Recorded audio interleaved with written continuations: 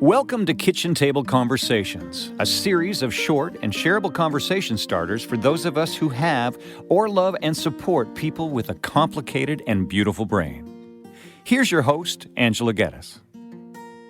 Hi, everyone, and welcome back to Kitchen Table Conversations. Today's episode is another very special one. It's another deep dive, and we're doing it because we're kind of acknowledging and celebrating the recent release of Not Your Typical Teaching Guide. That's my newest book, created specifically for educators and school teams who support young people with what I refer to as complicated and beautiful brains. This episode is dedicated to the teachers, the support staff, and the caring adults who navigate complex learning profiles every single day, often with limited information, outdated resources, and contradictions within the curriculum itself. We'll explore some of the ongoing challenges in Ontario's educational materials, especially around fetal alcohol spectrum disorder and some other neurodevelopmental disabilities, and why misunderstandings continue to occur even in the most well-intentioned classrooms. We're going to talk a little bit about why this new book matters. Not Your Typical Teaching Guide offers updated terminology, relevant classroom strategies, compassionate scripts, and a neuroscience-informed lens designated to help educators shift from behavior management to relational brain-based support of the symptoms that they see in front of them. If you're an educator looking for some clarity, some practical tools, or a deeper understanding of some of these learners, this episode and this new guide were created just for you. Let's get started. Welcome to the Deep Dive. Today, we're tackling a source stack that, well, it really demands we fundamentally rethink how we support the most vulnerable students in our schools. We're diving deep into the world of complex neurodevelopmental disorders, CNDs, and we're putting a specific focus on fetal alcohol spectrum disorder, or FASD. Right, and our mission here is a big one. It's about correcting some huge system-wide misunderstandings. A very crucial one. We want to show why the old ways of managing behavior often do more harm than good. And then, get right into the practical, compassionate strategies that actually work. And we have to start with context, because the statistics in this material are, they're startling. FASD is often called one of the most misunderstood developmental disabilities. And yet, in Canada, the prevalence is estimated at 4%. 4%, wow. Yeah, that's 1 in every 25 people. So think about that. In a classroom, on a team, you likely have at least one student, one person, affected by this. And that 4% figure, it just demands our attention. Yeah. What's really fascinating here is the comparison our sources draw. Okay. FASD is actually more common than autism, Down syndrome, cerebral palsy, and Tourette syndrome combined. That single fact makes this deep dive an absolute necessity. If something is that common and that misunderstood, we have a real crisis on our hands. Exactly. And that brings us right to part one. Really understanding this invisible disability and correcting some of the outdated facts that are still floating around. Okay, so let's jump in with that. The sources point out a major flaw in current guidance where professional documents sort of lump FASD in with other intellectual disabilities. And this is so deeply misleading. It's frankly damaging. The key thing to understand is that many individuals with FASD do not have an intellectual disability. So their IQ scores can be average or even higher? Frequently average or above average, yes. The challenge isn't a low IQ, it's what the sources call a scattered profile. A scattered profile. Yeah. What does that look like for a teacher or a parent? Well, it looks like inconsistency. You might have a student who can argue a really complex point 1 minute, but then they completely forget the 3 steps to logging into their computer the next. Their abilities they're all over the place, not uniformly low. And that inconsistency, I imagine that's where the perception of being lazy or willful comes from. That's the biggest contributor. And the invisibility factor makes it so much harder. The term fetal alcohol syndrome or FAS, it's not really the main diagnostic term anymore in Canada. Why is that? Because the research shows fewer than 10% of people with FASD actually have those distinct facial features we used to associate with it. So if a student looks just like their peers, their struggle is completely hidden. It's totally invisible. And we have to remember, FASD is a lifelong brain and body-based disability. Dr. Lana Popova's research found over 400 associated conditions. 400? Like what? Things like epilepsy, vision and hearing issues, heart defects, and really complex mental health disorders. This isn't just a learning issue. It requires collaborative medical care. Which makes the misdiagnosis problem even more urgent. It is. The sources say fewer than 1% of people affected in Ontario, for example, get a formal diagnosis. They just don't have the capacity. So virtually all of them are misdiagnosed. With things like ADHD or autism. ADHD, autism, borderline personality disorder, oppositional defiance disorder.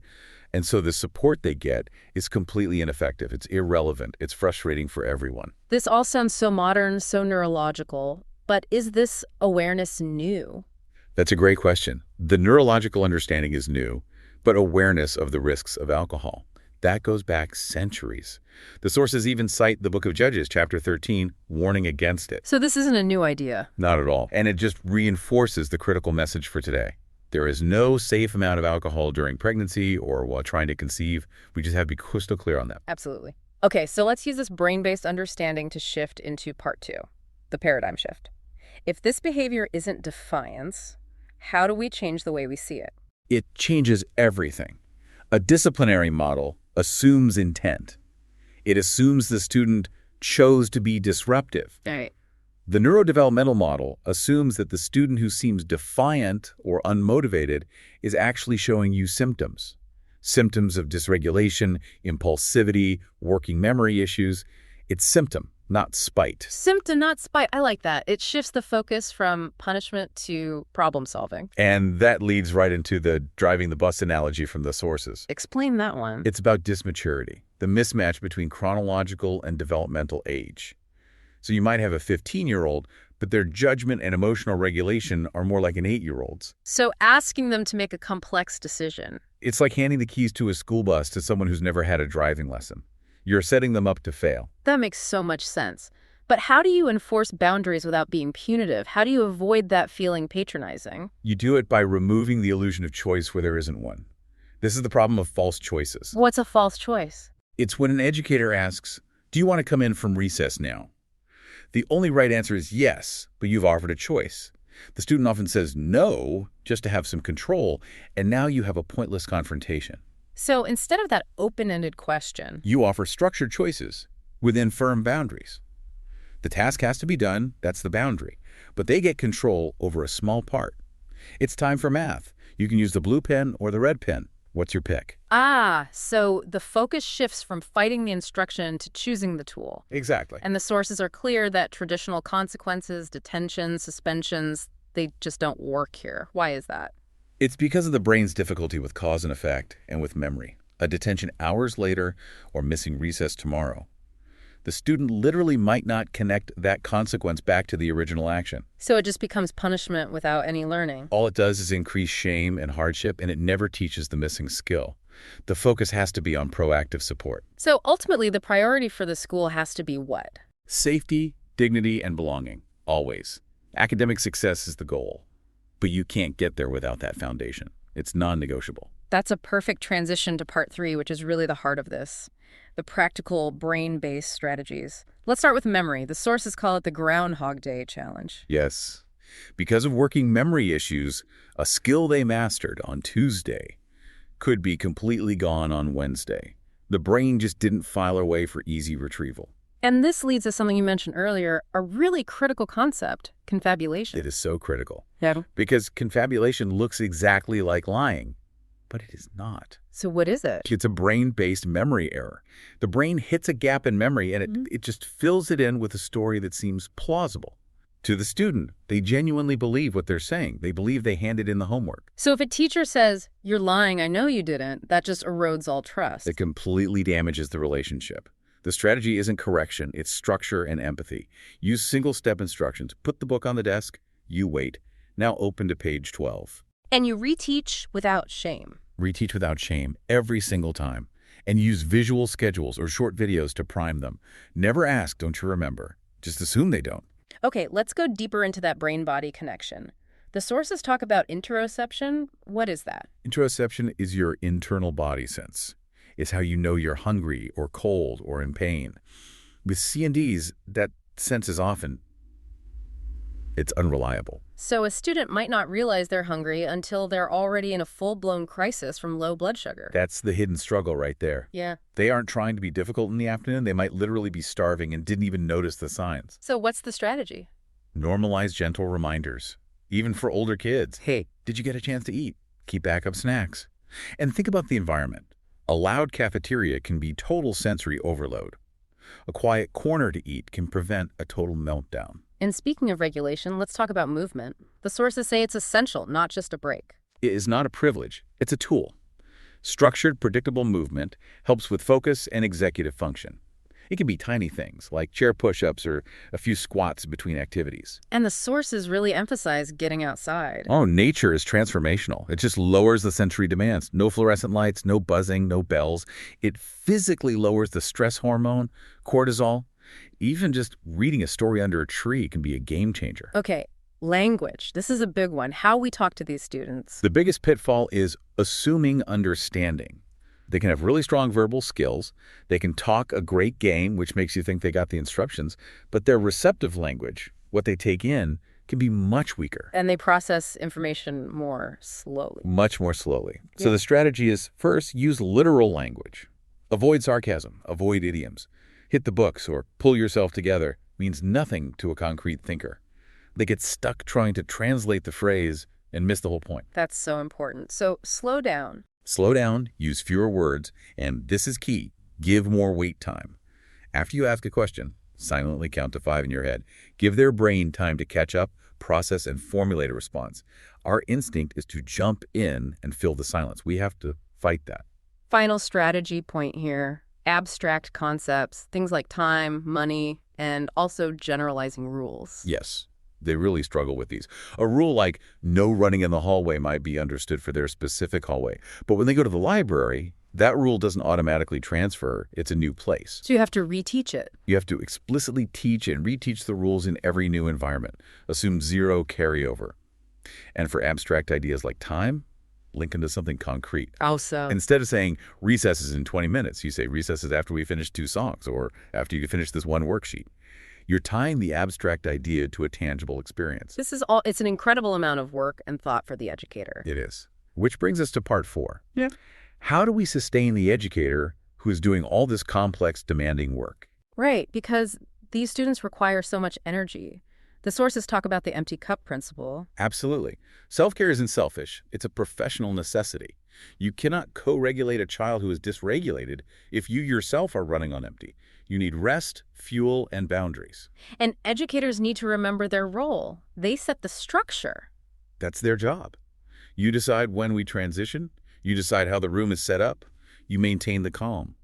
That structure gives the student the safety to manage their role, which is how to express an emotion or what color marker to use. And looking at the bigger picture, the sources are calling for advocacy. They have to. The high prevalence of C&Ds, especially FASD, means this can't be niche knowledge anymore. We need this training in pre-service for new teachers and for in-service professionals across the board. And finally, a really important point. We have to redefine what success looks like. It is not just about getting an A on a test. Success is walking away from a conflict. Success is using a visual schedule without being reminded. Success is getting through a tough transition using a tool you taught them. We have to celebrate those small wins. Those are the huge wins. They show the brain is building new pathways.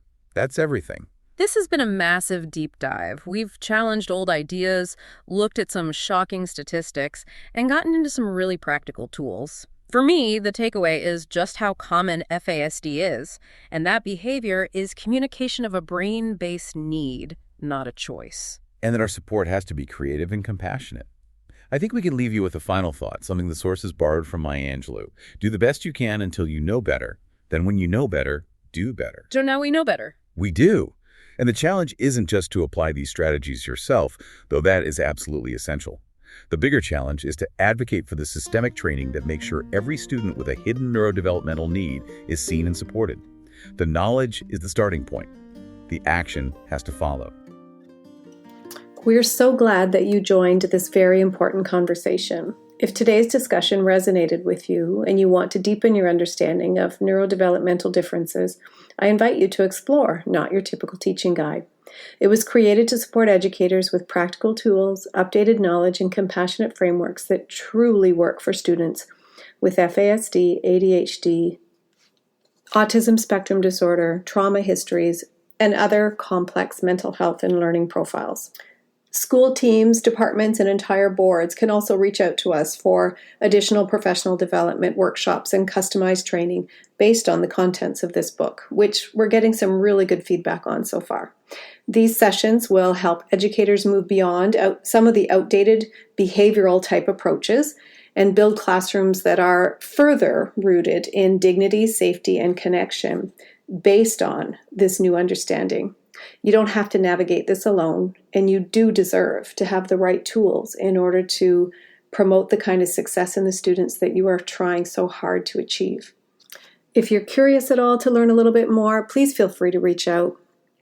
We're so glad that you've made it this far in this podcast.